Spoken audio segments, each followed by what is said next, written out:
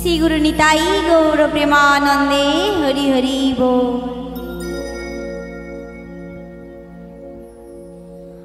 আমার কৃষ্ণ নামে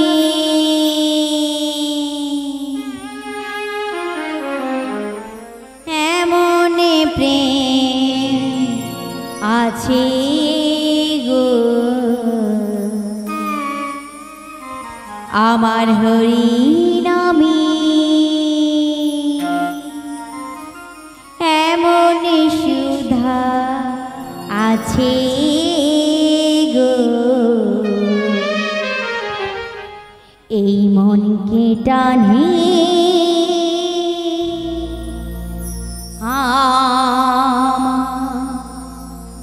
বারে বারে গো।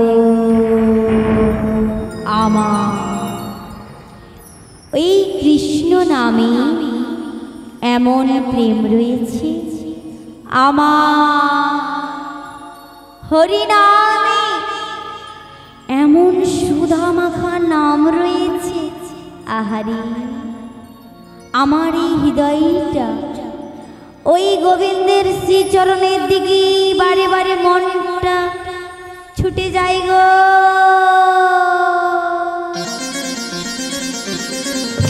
হরি হরি রাধে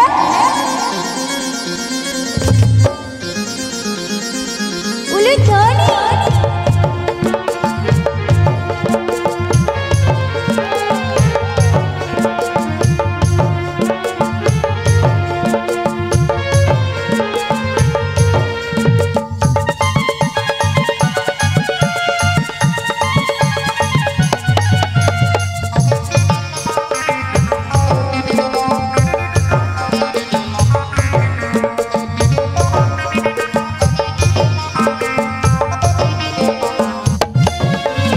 কৃষ্ণ নামে এমন প্রেম আছে গো, হরি নামে এমন সুধাই আছে গো, মনকে টানি বারে বারে গো, আমার মনকে টানি বারে বারে গো।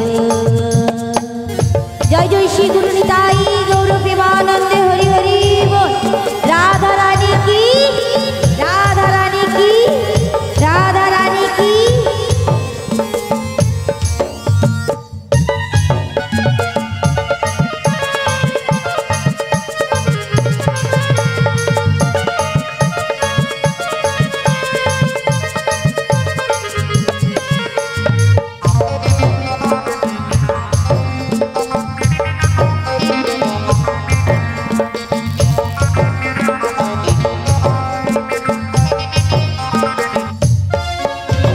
যেদিন তোমার মনের ভিতর গোবিন্দকে বসাবে, সেদিন তোমরা ভক্ত মাঝে শান্তি খুঁজে পাবে।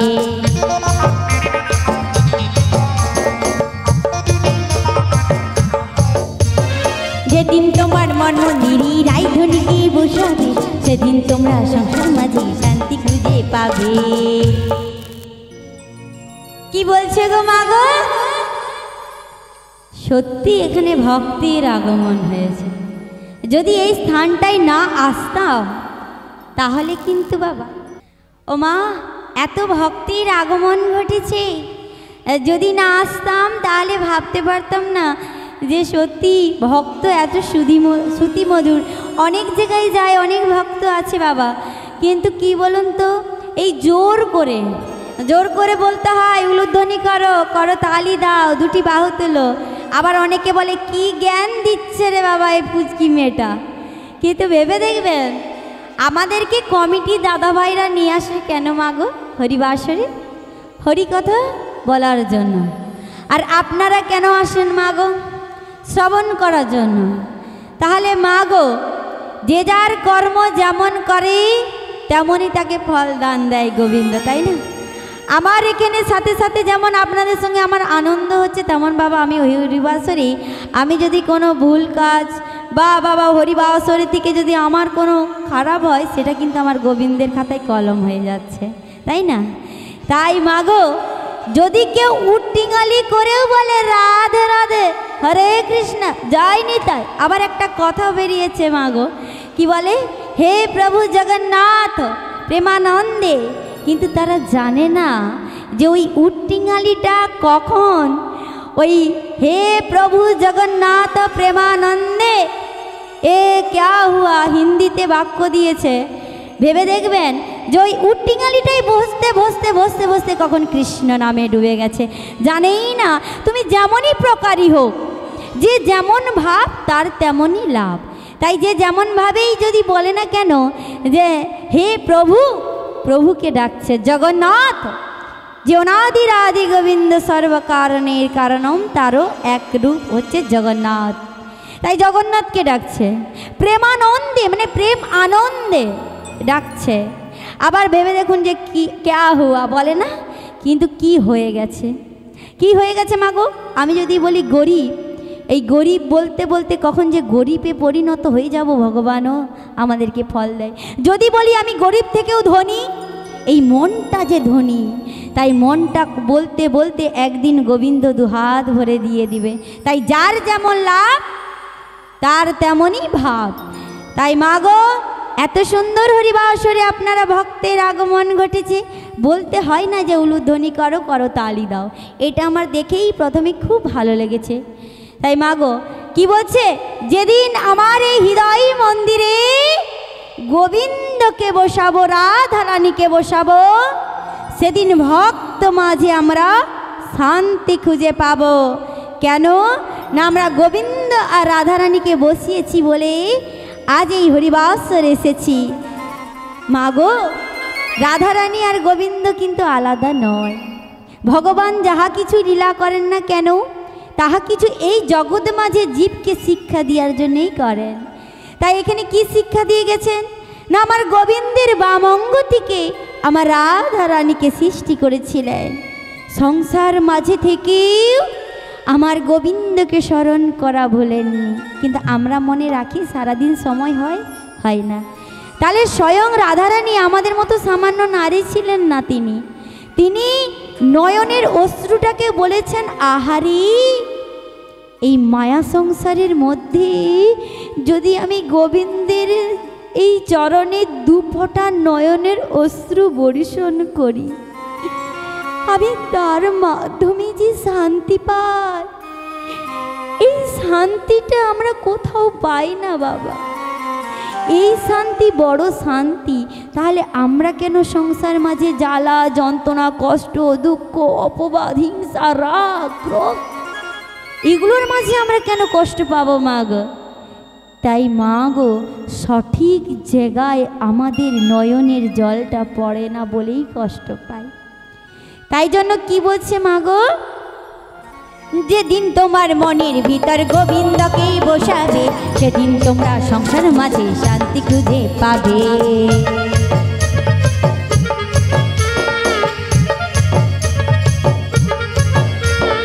যেদিন তোমার মন রায়ধনীকে বসাবে, সেদিন তোমরা সংসার মাঝে শান্তি খুঁজে পাবে। কৃষ্ণ নামে এমন প্রেম আছে গো, হরি নামে এমন সুধাই আছে গো, মনকে টানে বারে বারে গো, আমার মনকে টানি বারে বারে গো, আমার মনকে টানি বারে বারে গো, আমার মনকে টানি বারে বারে গো, আমার মনকে টানি গো। হই গোবিন্দের শ্রীচরণের দিকে গো। হৃদয় গৌর প্রেমানন্দে হরি হরি। ও মা, গোবিন্দ আমার কোথায় থাকেন জানেন? গোবিন্দ থাকে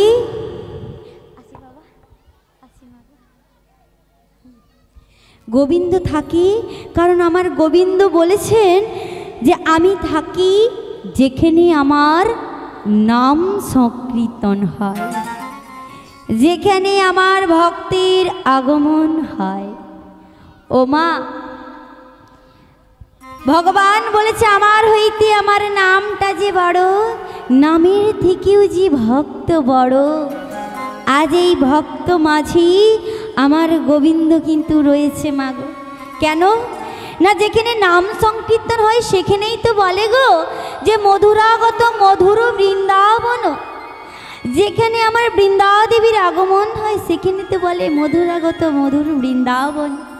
যেখানে আপনাদের মতো ভক্তির আগমন হয় তাকেই তো বলেছে মধুরাগত মধুর বৃন্দাবন। তাই সেখানেই তো আমার মহাপ্রভু গোবিন্দ আছে গো। তাহলে এই গোবিন্দ আমাদের ভগবান কেন বলেছে ভক্ত বড় মাগো? যিনি অনাদির আদি গোবিন্দ, সর্বকারণের কারণ, যিনি লয় প্রলয়ের মালিক, বিশ্ব ব্রহ্মাণ্ড তিনি সৃষ্টি করেছেন, আর তিনি শেষের দিনে মাগো বিনাশ করে দেবেন। তাহলে ভেবে দেখুন তো মাগো, যে ভগবানের থেকে কেউ বড় হতে পারে গো? পারে? পারে না। কিন্তু তথাপিও আমাদের মতো এই জীবদেরকে সৃষ্টি করে তিনি বলেছেন সর্ববড়। কেন? আমরা ভেবে দেখেছি? আমরা ভক্ত হয়ে গর্ববোধ করি আমরা ভক্ত। ও মা, ব্রাহ্মণের আচরণ না করলে যেমন তাকে ব্রাহ্মণ বলে না, আমিও ব্রাহ্মণ ঘরের মেয়ে হয়ে যদি বলি আমি ব্রাহ্মণ ঘরের মেয়ে গো, শোনো শোনো শোনো, আমি ব্রাহ্মণ ঘরের মেয়ে গো, আমাকে চিনতে পারছো? পারবেন? পারবেন না। যদি আমি ওই স্থানটায় ব্রাহ্মণের যেটা আচরণ মাগো, আমি যদি গায়ে রামা বলি নই, আমার মনটা যদি বাবা শুদ্ধ করে, আমার আচরণটা যদি সঠিক হয়, আমাকে দেখলেই বলতে হবে না যে আমি ব্রাহ্মণ ঘরে। আমাকে বলতে হবে না, আপনারা নিজেরাই জেনে যাবেন আমার আচরণে। বৈষ্ণবে হয়ে যদি বৈষ্ণবের আচরণ না মানে, তাকে যেমন বৈষ্ণব বলে না, আর মনুষ্য হয়ে জন্মগ্রহণ করে যদি পশুর মতো আচরণ করি, সে দেখতে মানুষ কিন্তু তাকে কখনো মানুষ বলে না। কেন? তাহলে ভক্ত হয়ে আমরা দাবি করি আমরা ভক্ত। অনেক জায়গায় কি করে বলে যে আমি ভক্ত, হরিবাসরে এসেছি, শুধু খুঁট ধরছে, কে কি ভুল গাইলো, কে কি ভুল বললো সেটা খুঁট দেখছে, কিন্তু ভেবে দেখে নাই যে যার যেমন কর্ম করছে তো একজন উপর মালিক আছে বাবা, ভুলটা অবশ্যই বলে দেওয়া দরকার। কিন্তু তেজ দেখিয়ে কাউকে কষ্ট দিয়ে আঘাত দিয়ে নয়, সবাই সবটা জানে না, সে নিজের আচরণটা সে নিজে করে গেল। এবারে ভেবে দেখুন তো, এই ভক্তের মধ্যে আমার ভগবান কেন বড় করে দিয়ে গেছেন না? 84 লক্ষ ভবনজনী যেমন এই দেহের মানব জন্মটা আমার সর্বশ্রেষ্ঠ জীব বলে গোবিন্দ বলেছে, ঠিক তেমনই বাবা এই মনুষ্য এই ভক্তের কাছে তিনি কি বড় করে গেছেন জানেন? ভক্তির মধ্যে যে অনুরাগ, ওই অনুরাগ থেকে বাবা প্রেম ভক্তিটা তৈরি হয়। আর মাগো, এই প্রেম ভক্তি শ্রদ্ধা আচরণ নিষ্ঠাকে আমার স্বয়ং ভগবান বড় করে গেছে। যদি আপনাদের মতো ভক্তের কৃপা হয়, অসাধ্য সাধন হয়ে যায়, আমার গোবিন্দ বলেছে ভক্ত না হলে ভগবান কি মানাই গো। তাই জন্য তো ভক্ত তৈরি করেছে। আমার রাধারানী এমন একজন ভক্ত যিনি কৃষ্ণবাদিনীর গৃহে থাকা সত্ত্বেও গোবিন্দকে স্মরণ করা ভুলেননি। গোবিন্দের জন্য নয়নের অশ্রু বর্ষণ করে তিনি হাহা কৃষ্ণ করে কাঁদতেন। যদি কেউ একবার জেনে নেয় কৃষ্ণ বলে উচ্চারণ করে কাঁদছে, তাহলে মাগো আমার রাধারানী নীরবে সহ্য করে অত্যাচারে আমার গোবিন্দকে একটা কথাই বলতেন, প্রভু আজ এই জগৎকে শিক্ষা দিতে দিতে নয়নের জলটা আমার অস্ত্র তৈরি করে দিয়েছে। কিন্তু প্রভু গো, সংসার মাঝে যে আমি বড় ক্লান্ত হয়ে পড়েছি। আমি কে? আমার পরিচয় বা কি? আমরা কেউ ভেবে দেখেছি? আমরা ভেবে দেখেছি আমি কি? আমি কে? না, আমার বাবার নাম স্বপন মিশ্র, আমার মায়ের নাম দীপশিখা মিশ্র, আর আমার নাম পাপিয়া মিশ্র। পুরো তথ্য বলে দিলাম যে আমি কি, আমার পরিচয় রামপুরায় বাড়ি, আমি পশ্চিম মেদিনীপুর আমার জেলা। কিন্তু ভেবে দেখবেন গোবিন্দ আগে থেকে সংসারটা তৈরি করে রেখেছে, যে সংসারে এসে বলছি আমার আর আমার। আমি এই নাট্যকীয় মঞ্চে রাধা সেজেছি, একজন কৃষ্ণ সেজেছে, একজন বড়াই মা সেজেছে। এবারে ভেবে দেখুন তো মা, ক ঘন্টা? 3 ঘন্টা, 3.5 ঘন্টা। এখানের যখন অভিনয়টা শেষ, যে যার ঠিকানায় চলে যাব, কেউ কাউকে চিনব না। ঠিক তেমনই এই ইহজগতে আমরা মায়ার গড়া সংসারে, যেটা আমার গোবিন্দ আগের থেকে তৈরি করেছিল মায়া জালটা, সেই সংসারে এসে আমরা কারো সন্তান, কারো স্ত্রী, কারো না কোনো সম্পর্কে আবদ্ধ রয়েছি। কিন্তু কেউ বলতে পারবে যে এই হরিবাসরে আমার মৃত্যুটা ঘটবে না? মৃত্যুটা তো এখানেই ঘটতে পারে। নিঃশ্বাসে বিশ্বাস আছে মা গো? এখান থেকে চলে গেলে আমরা ওই স্থানটাই যে বসে বসে রয়ে যাব, আমাদের নিঃশ্বাসটা চলে যাবে, কেউ বলতে পারে না। তাহলে বলি কিভাবে? আমার আমার আমার একটা 50 বছর বয়সী একটা বাড়ি তৈরি করে। সেই বাড়িটা 50 বছর বয়সে কতদিন ভোগ করতে পারে মা গো? পারে কি পারে না? সেই বাড়িটা তো ভোগ করে কারা? না তার জেনারেশনরা ভোগ করে। আজকে আমি তৈরি করলে আমার পরের জেনারেশনরা ভোগ করবে। আমার যেমন হাতে টাকা দেওয়া হয় না মা গো, এই হাতে সেই হাতে ওই হাতে, ঠিক তেমনি গোলাকারের মধ্যে আমার আমার যাহা কিছু করি না কেন, ভেবে দেখি নাই আমারে বলতে কিছু। আমি কি না আমার শেষের দিনে যখন নিঃশ্বাসটা চলে যাবে আর পচা দেহটা যখন মাটির সঙ্গে মিশে যাবে, তারপরে ঠিকানাটা আমার কোথায়? আমি হলাম গোবিন্দের দাস। গোবিন্দ সৃষ্টি করেছেন, গোবিন্দই বিনাশ করে দিবেন। তাই মা গো, এই যে করতালি, দুটি বাহু তুলে জয়ধ্বনি, উলুধ্বনি, এটা কিন্তু আমার গোবিন্দের খাতায় কলম হবে, যেটা এতটা কষ্ট করে আমরা গরমে এখানে বসে রয়েছি, এই চরণ দিয়ে হেঁটে এসেছি। কিন্তু মা গো, এই যে যেমন আমরা এসেছি না, তেমন এটা যেমন আমাদের কলম হয়ে যাবে। এই যে আধুনিক যুগে এই পসরা কীর্তনটাকে বাবা আপনারা জানেন, এপাশে জানেন নাকি জানি না, তবু বলে দিই যে আধুনিক যুগে রং পসরা মানে রং ঢং মাধ্যমে পরিবেশন করা হয়। রং মানে অত্যাধিক হাসি ঠাট্টা কথা, একটু মনোরঞ্জন, মানুষের একটু আবেগটা একটু আনন্দ প্রভাব হয়, সেটা দিয়ে কথা। একটু আধুনিক যুগের গানগুলোকে একটু রঙের মাধ্যমে আমার গোবিন্দের নাম উচ্চারণ করা। রং ঢং না দিলে বাবা বাচ্চা শিশু পর্যন্ত বসে থাকে না। ভালো লাগবে আমি দাঁড়িয়ে দাঁড়িয়ে এতক্ষণ ধরে বকছি, কারো ভালো লাগবে না। তাই নাচ গান এইগুলো দিয়ে আমাদের মানুষের মনোরঞ্জন করতে হয় বলে আজকে আপনাদের মাঝে এই হরিবাসরে আসতে পেরেছি, নাইলে বাড়িতেই থাকতে হতো। কিন্তু মা গো, রঙের মাধ্যমেও আমি একটা কথাই বলবো, এগুলো হচ্ছে আমরা পিকনিক করেও যদি বক্স ছেড়ে যদি নাচি, আনন্দ হয়ে যাবে। তবুও তো কলি হতো জীব, আমরা যুগের সঙ্গে যুগের তাল মিলাতে হয়। 2025 সালে তবু মানুষ শুনছে, 2030 সালে বাবা এর থেকেও কি করবে জানা নেই। তবে এখানে স্থানটা খুব, পরিবেশটা ভালো মা গো।